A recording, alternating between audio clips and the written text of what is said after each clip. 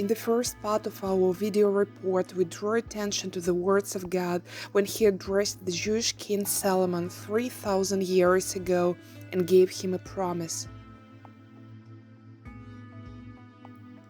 If my people who are called by my name will humble themselves and pray and seek my face and turn from their wicked ways, then I will hear from heaven and I will forgive their sin and will heal their land. 2 Chronicles 7:14.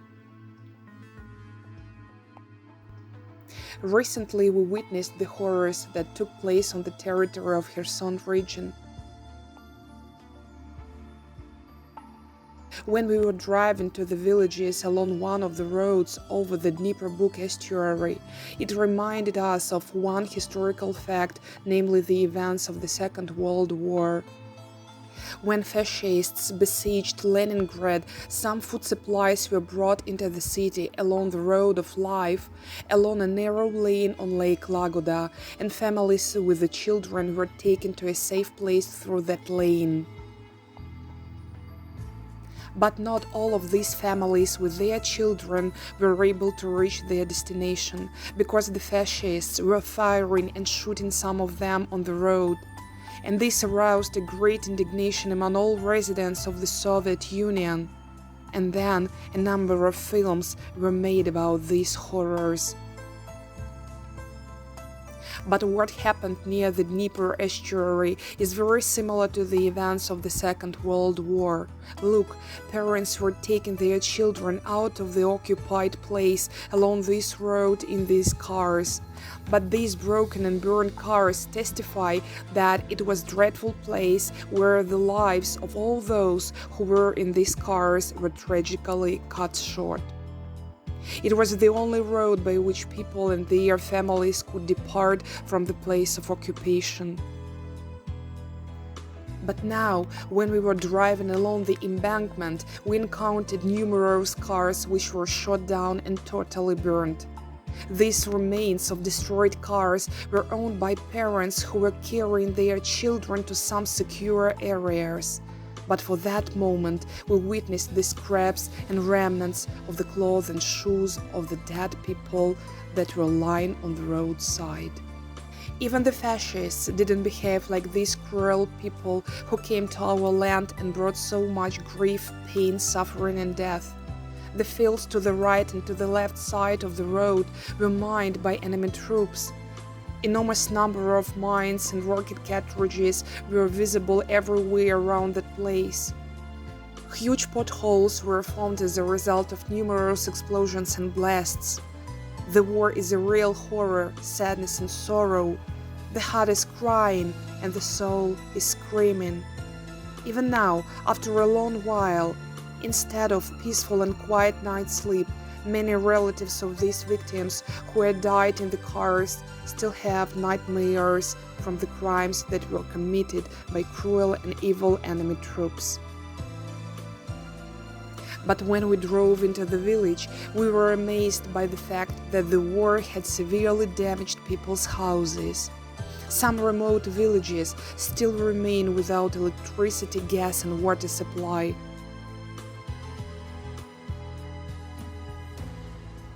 This is what the school in the village looks like today. This is one of the classes, 3rd A form. Today we observe it completely destroyed. Children used to sit here at the desks, but the war scattered them all over the country and different countries all over the world. Some of them will never return to the walls of this school. These are the children of the war, whose memories of the war will remain in their brains for the rest of their lives. And their souls will bear pain and suffering for many years as the consequences of the war. And this is a music class. There are still some records of musical literacy on this board.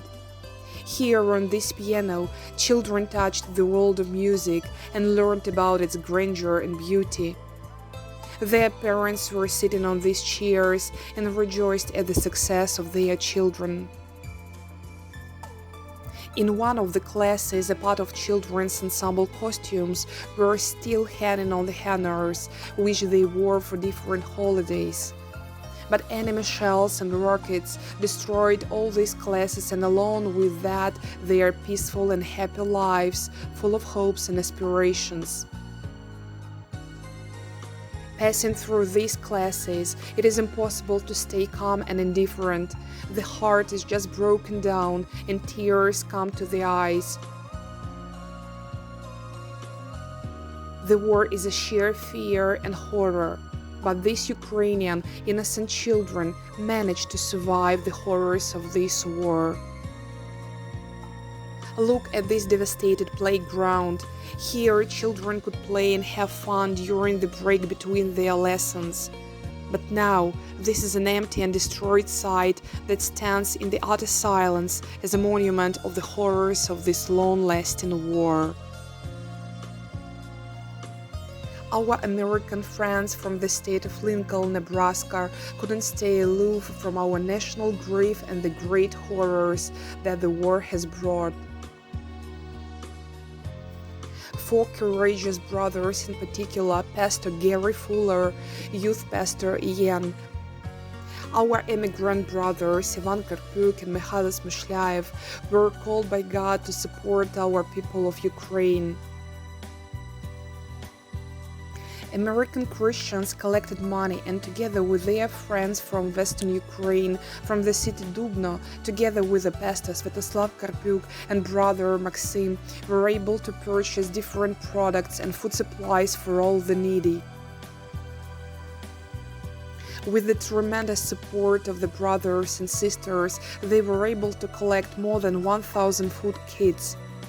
We are especially grateful to the sisters from the church in Dubno, who have cooked a lot of delicious dumplings, pancakes, and many other delicacies for our townspeople and church members. Our dear brothers and sisters, we are truly grateful to you for your kind, compassionate hearts and for your good deeds you've revealed due to God's love. Upon the arrival of our brothers, we were able to visit the village Alexandrovka, where our guests could talk to the local residents and address them with the word of God, the words of encouragement and hope. After that, together with our friends, we managed to distribute humanitarian aid to the local people. But when we arrived at the village Rokabalka, we were surprised as we saw a lot of children of the war. These children have recently begun to attend the Sunday school and Bible study classes at the church in Rokabalka. This whole community listened with joy to the testimony of our brothers, after which they could receive food packages, potato bags, and other goods.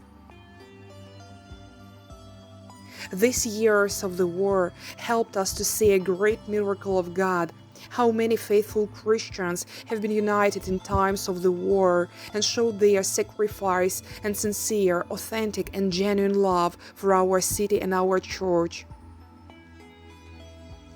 We are so grateful to all of you, dear brothers and sisters, who come to us and support us both materially and spiritually. Therefore, the words of Jesus in these times are more important than ever before for both Christians and you people. So let your light shine before men, so that they may see your good deeds and glorify your Father in heaven. Matthew 5:16.